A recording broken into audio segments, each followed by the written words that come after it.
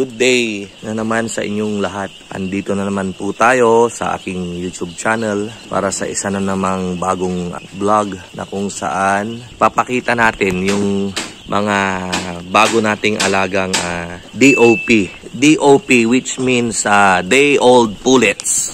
Kapag broiler po kasi ang tawag dyan, DOC, day-old chicks.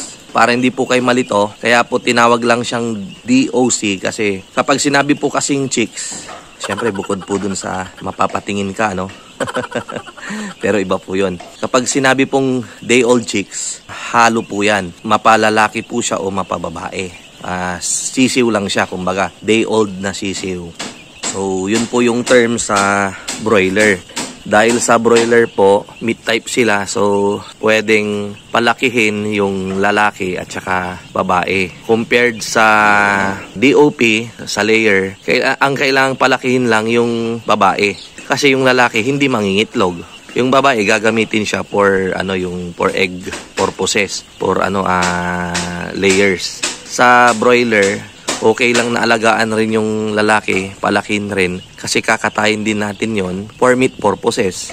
Which is yun yung nabibili natin sa palengke na sinasabing 45 days. At yung mga hinahanda sa fast food pag order tayo ng chicken. So yun po yung broiler meat type. Sa broiler naman, mas maganda yung lalaki. Kung sa layer, ayaw natin yung lalaki. Kasi paminsan-minsan may mga humahalo po halimbawa dito sa alaga namin halimbawa 10,000 may humahalo po dyan mga 50 heads to 100 heads na lalaki. Pero yung sa broiler naman mas maganda kung yung sisiw ay maraming lalaki. Mas mabilis po kasing lumaki yung lalaki. Before nagkakaroon ng issue na mas maganda raw kung pipiliin yung lalaki isesexing sa hatchery.